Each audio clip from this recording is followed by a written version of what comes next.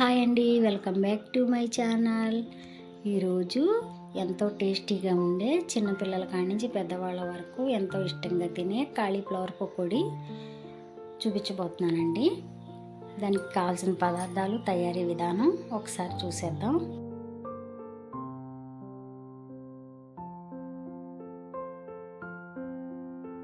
శుభ్రంగా కట్ చేసుకుని వాష్ చేసుకుంటున్నానండి. మీకు కావాలంటే కొంచెం పెద్ద సైజు కూడా ముక్కలు అనేది తీసుకోవచ్చు. నేనైతే మీడియం సైజు తీసుకున్నానండి. ఇక్కడ పొయ్యి మీద గిన్నెలో వేడి నీళ్ళు పెట్టాను. మనం శుభ్రంగా కడుక్కున్న ముక్కల్ని వేడి నీటిలో వేసుకోవాలండి.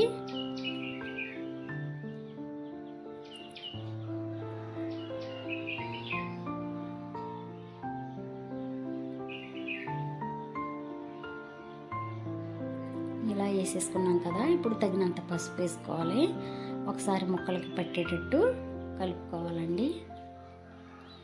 ఒక 10 నిమిషాలు మూత పెట్టేటప్పటికి అవి మరుగుతూ ఉంటాయి కదా, అలా నీళ్ళు అయితే బాయిల్ అవ్వాలి.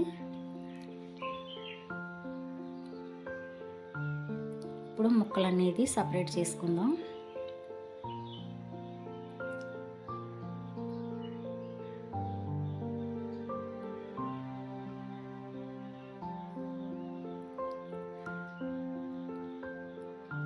ఇలా పక్కకు తీసేసుకోవాలండి.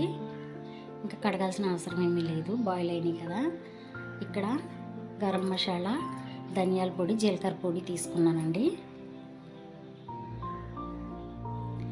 ఇదైతే శనగపిండి, బియ్యం పిండి, కార్న్ఫ్లవర్ అండి.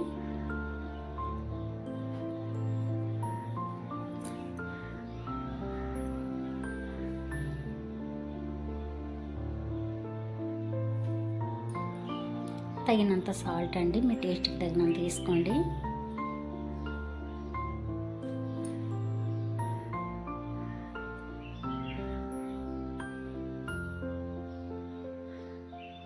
తగినంత కారం తీసుకున్నాను నేను.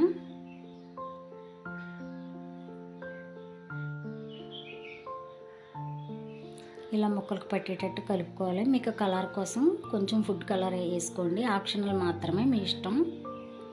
నేనైతే కలర్ కోసం ఫుడ్ కలర్ యాడ్ చేసుకున్నాను. మొత్తం కలుపుకొని ఇలా శుభ్రంగా ముక్కలకు పట్టేటట్టు కలుపుకోవాలండి.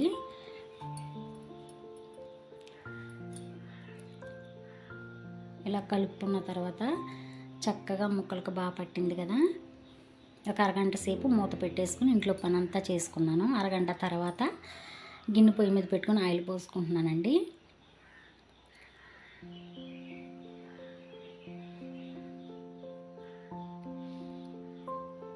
అరగంటలో బట్టలు ఉతికాను, అన్నం వండాను, కూర వండాను, పని అంతా చేసుకుని మళ్ళీ పకోడీ దగ్గరికి వచ్చానండి. ఇప్పుడు మనం చూసారా పక్కన కలిపి పెట్టుకుంటూ ఉన్నాం కదా, అందులో వాటర్ వచ్చింది. అలా వస్తుంది, పర్వాలేదండి, అలా వచ్చినా ఏం కాదు. ఇప్పుడు నూనె బాగా వేటెక్కింది కదా, అలాగా వేసేసుకోవడమేనండి విడివిడిగాని. నేను చెప్పిన కొలతల్లో నేను చెప్పినట్టు చేశారంటే మొదటిసారి చేసిన చాలా బాగా వస్తుందండి పకోడీ అనేది. చికెన్ పకోడీలానే అనిపించింది నాకైతే. కొంచెం నిమ్మకాయ కూడా పిండుకు తిన్నారు మా వాళ్ళు, అదిరిపోయింది, నిజంగా చాలా బాగుంది.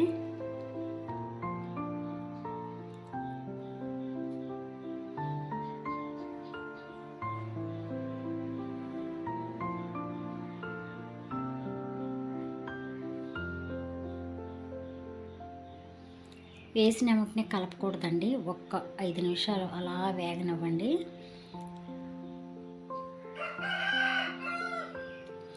ఆ తర్వాత వేరే ప్లేట్లో పేపర్ పెట్టుకుని ఇలా మనకి వేగినట్టు తెలిసిపోతాయి కదా, అప్పుడు చూసుకుని ఈ కలర్, ఈ వేపు చాలు అనుకున్నప్పుడు తీసేసుకోండి.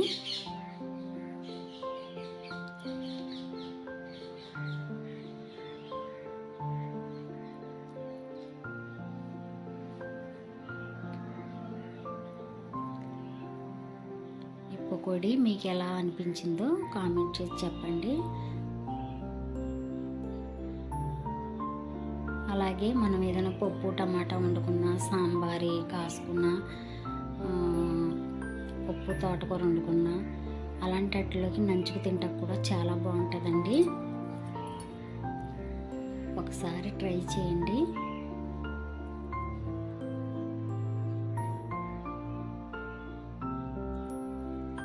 ఇదిగోండి tasty tasty cauliflower pakodi ready అయ్యిందండి. నచ్చినట్టయితే ఒక లైక్ చేయండి.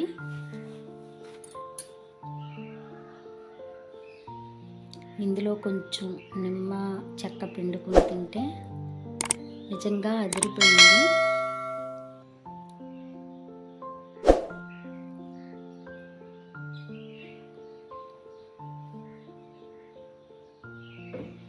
ఇక్కడ గుత్తొంకాయ కర్రీ చేశానండి నేను.